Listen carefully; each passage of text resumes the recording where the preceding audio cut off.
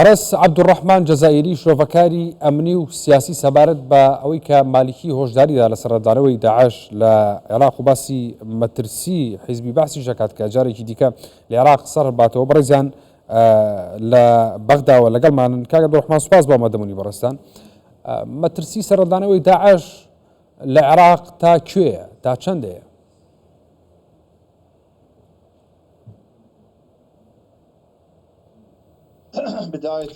لە سەرەتا بە ناوی خودای گەورە و میهرەبان. بەڵێ بەڵێ وا دیارە کاک عەبدوڕەحمان لەگەڵمان نەما. هۆشدارێکی زۆرە درێ لەوەی کە عێراق ئەبێ سنوورەکانی خۆی بپارێزێ بە یارمەتی هاوپەیمانان و لە نێوترین لێدوانیدا نووری مالکی باز لەوە دەکات کە ئەگەری سەرڕێدانەوەی داعش هەیە بە شێوازێکی جیاوازتر و کەمێک چڕتر لە پێشووتر لە عێراق و باز لەوە کات ئەگەری هەیە حیزبی بەعس جارێکی دیکە لە ناو عێراقا لەدایک بێتەوە بە شێوەیەک لە شێوەکان. هەموو ئەمانە پەیوەندیدارن بە ئەو ڕووداوی کە لە سووریا ڕوویدا، ئەویش کەوتنی ڕژێمی بەشار ئەسەد بوو. باز لەوە دەکات نووری مالکی بە هاوکاری ئیسرائیل و ئەمریکا و تورکیا ڕژێمەکەی بەشار ئەسەد ڕووخاوە. ئەمەش مەترسی لەسەر عێراق دروستەکە. ئەو ئەمە بە مەترسیە زانێ و ئەمە کاتە هۆکاریەوەی کە جارێکی دیکە داعش لە عێراق سەرەڵ بداتەوە وەکو ڕووداوەکانی 2014 و ڕابردوو ئەم گروپانە ببنەوە مەترسی لەسەر عێراق جارێکی دیکە. و ڕەوتی حیکمای نیشتیمانی عێراقی باز لەوە دەکات کە ئەبێ سنوورەکانی لەگەڵ لە سووریا پارێزراو بێ بە یارمەتی هاوپەیمانان نێزەکانی هاوپەیمانی نێودوڵەتی. هەموو ئەمانە لە دوای کەوتنی ڕژێمی بەشار ئەسەدیان کە ئەمانە هەمووی کاریگەرن بە عێراقەوە چونکە هاوسنوورە لەگەڵ سووریایە. دۆخی ئەمنی عێراق بە شێوەیەک لە شێوەکان هەتاوەکو ئێستا هاوپەیمانی نێودوڵەتی لێیە. دۆخێکی ناسەقامگیرە لە ڕووی تیرۆرەوە بە تایبەتی بوونی داعش هەر ئەمڕۆ پێش کاتژمێر 12 واتە ینی مۆڵگەیەکی داعش لە کەرکووک کرایە ئامانجی بردومانەکانی هێزەکانی هاوپەیمانی نێودوڵەتی و مۆڵگەیەکیان لە ناوبرا. بۆیە مەترسی لە ناوخۆی عێراقیە و مەترسی لەسەر سنوورەکانەیە کە بەردەوام باس دەکرێتەوە و سنوورەکانی عێراق لەگەڵ سووریایە تونند و تۆڵتر بووەتەوە. منەوێ بزانم مەترسیەکانی داعش لەسەر عێراق تا چ ئاستێکە و بەردەوام هۆشداری لەبارەوە ئەدرێ. وەمێ بزانم ئاسانە ینی لە ناو زۆرینەیەکی شیعە لە عێراقا ساڵانێکی زۆر شیعە و بەسونەوە ناڕازی بوون لە سیاسەتی حیزبی بەعس و ئێستا جارێکی دیکە بۆ ئاسانی لە عێراق حیزبی بەعس سەرڕ بداتەوە بتوانێت کاری سیاسی و چالاکی خۆی بکات لە ناو عێراقا. هەموو ئەمانە نیگەرانی لە ڕزایەتیەکانن لە دوای کەوتنی ڕژێمی بەشار ئەسەد لە عێراقەوە. بەڵێ بەڕێز عەبدوڕەحمان جەزائیری کە بەڕێزان شۆڤەکاری سیاسی و ئەمنین لە بەغداوە لەگەڵمان ئامادەیە. کاک عەبدوڕەحمان سوپاس بۆ ئامادەبوونی بەڕێستان. مەترسی سەرەڵدانەوەی داعش لە عێراقدا ئاسانە؟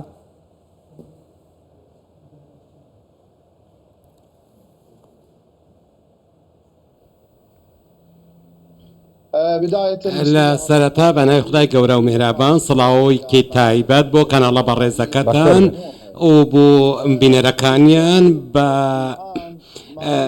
ئەوەی ئێستا کە لە ناوچەکە دەگوزارێت لە مەترسیەکان لەوانەیە دەرفەتێک بیت بۆ گەڕانەوەی پرۆژەی بەعسیەکان لە ناوچەکە بە تایبەت ئەوەی ئێستا ئەو جوڵەیە کە هەیە هەروەها بە بەڵگەوە لە بەردەستە کە هەندێک کۆبوونەوە لە دەرەوەی عێراق بەڕێوەدا چم بۆ گەڕاندنەوەی بەعس بۆ جڵاوگرتنی دەسەڵاتی سیاسی ئیدارەدانی دەوڵەت. باشە ئەمە شتێکی ئاسانە کە حیزبی بەعس بتوانێت لە عێراق بگەڕێتەوە لە ناو زۆرینەیەکی شیعە لە ناو زۆرینەیەکی کووردا کە بە کورد و بە سونەتەوە هەمووی دژی حیزبی بەعس و سیاسەتی حیزبی بەعس بوون. ساڵانێکی زۆر شۆڕش و کاریان بۆ شۆڕشی چەکداریان کردووە بۆی کە قوربانی زۆریان داوە کە حیزبی بەعس جارێکی دیکە لە عێراقا هەربوونی نەمێنێ. ینی ئەوە ئاسانە جارێکی تر بێنەوە ناو عێراق و بتوانن دەست بەسەر دەسەڵاتە بگرن یاخود سیاسەت بکەن لە ناو عێراقا. ئەمە شتێکی ئاسانە یان تەنیا هۆشداریەکە و تەواو.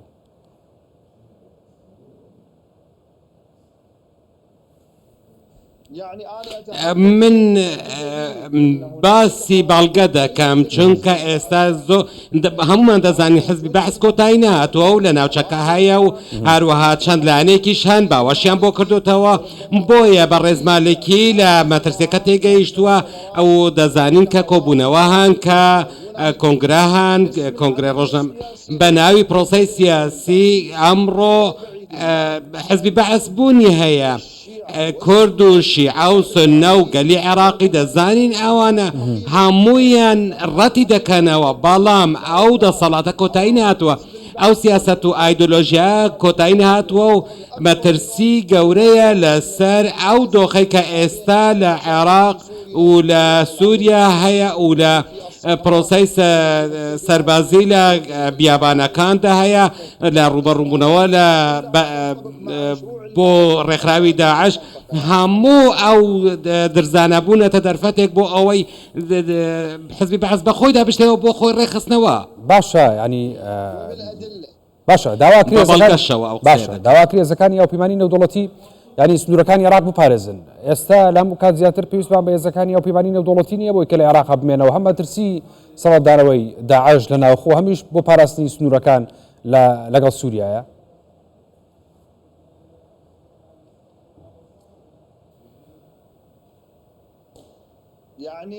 واتە ئێمە بە ڕاشکاوانە قسە دەکەین ئایدۆلۆژیای ئەو ئایدۆلۆژیای حزبی بەعەس لە ناوچەکە بەکاری دەهێنێتن و هەروە ئەو باوەشە سەربازیان یا مەدەنی و سەربازی و ئەوانەی کە باوەشیان کردوتەوە بۆ ئەو حزبە و هەروەها ئێمە ئەگەر بگەڕێنەوە بۆ ئەو کۆمەڵکوژی و ئەو جینۆسایدە کە پێشتر کراون ئەمڕۆ دەبینین دووبارە ڕۆڵەکانی حزبی بەعەس دەیانەوێ خۆیان بگەڕێنەوە مێژوو دووبارە بکەنەوە هەروەها ئەوان بە پلەیەکەم پشت بە پرۆژەی ساهیۆنی دەبەستن ئێستا ئایدۆلۆژیایەکی ڕێکخراو هەیە کۆبوونەوەی هەیە نەک تەنیا لە ناو سووریا بەڵکو لەوانەیە لە عێراقیش هەبێت واتە مەترسێکی زۆر گەورەیە لەسەر حکوومەتی عێراق و ئەگەر ئێمە باسی سنوور بکەین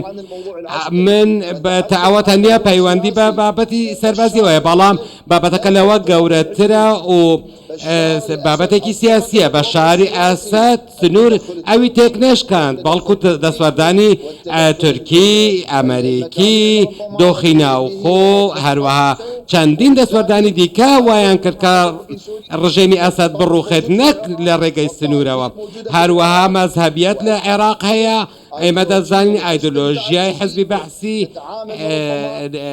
هەر بەردەوامە لەوانەیە کە کار لەسەر دروستکردنی درز و لێکترازان لە نێوان خەڵک دروست بکات لەوانەیە خۆیان دزە بکەنە ناو خۆپشاندانەکانی شارەکانی عێراق بە ئایدۆلۆژیای حزبی بەعسی نوێ واتە ئایدۆلۆژیایەکی نوێی حزبی بەعس.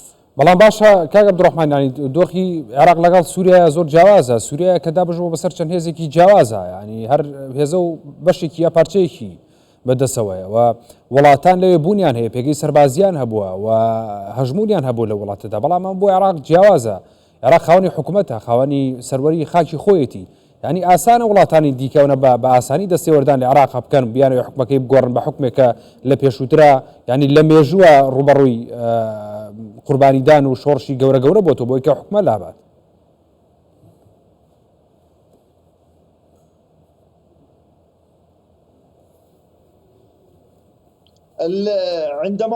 کاتێک ئێمە باسی ڕووداوەکان دەکەین بۆ ڕاستیەکان ئەمە حقیقەتێکی واقعیە من باسی گۆڕانکاری سیستەم ناکەم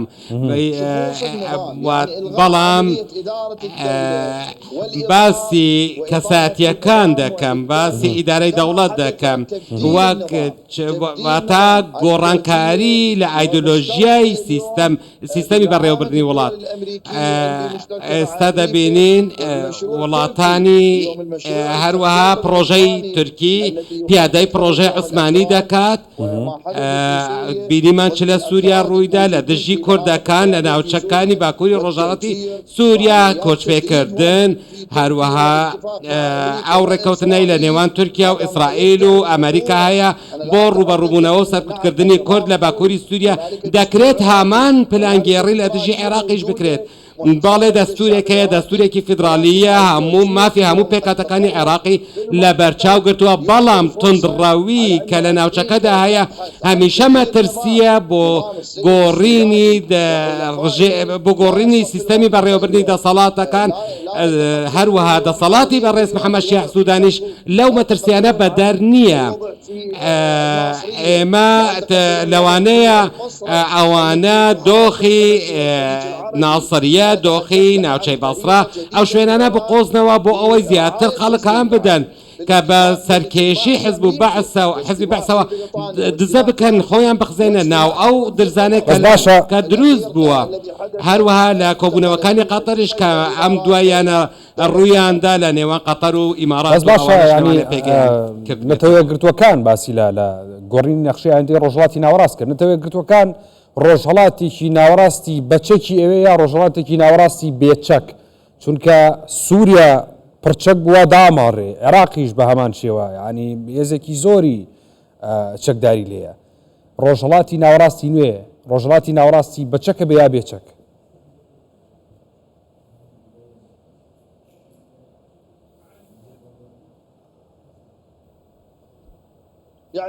ئەواتە من هیچ جیاوازیەک نبینم کە لەگەڵ گۆڕانی کاریانەی کە تا ئێستا ڕوویانداوە لە حەزبوڵڵا لە غەزە لە سووریا لە عێراقیش دواتریش ئێران پرۆگرامی ئەتۆمی ئێرانی مەترسێکی زۆر گەورەیە لەسەر ناوچەکە.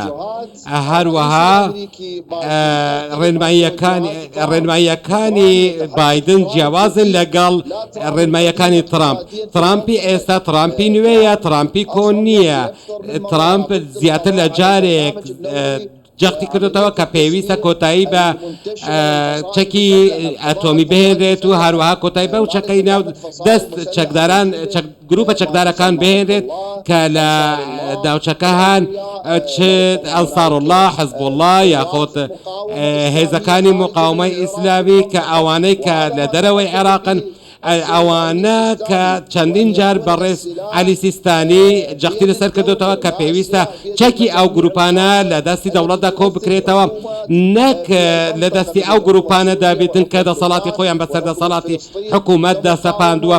هەروەها لە فەڵەستین و تەنانەت لە ئێران و لە هەموو ناوچەکانیش ئێستا ئەمریکا کار لەسەر ئەوە دەکات کە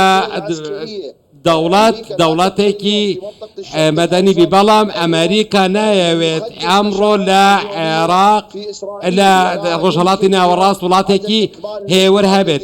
دوای تەواوکردنی ئەو پرۆژەیە کە لە ئیسرائیلەوە ڕاگەیاندراوە ئەوان دەیانەوێت پێویستە هەمومان دەزانین لە عێراق و لە ئێران و لە یەمەنیش چەک بەدەستی گروپەکانەوە هەیە.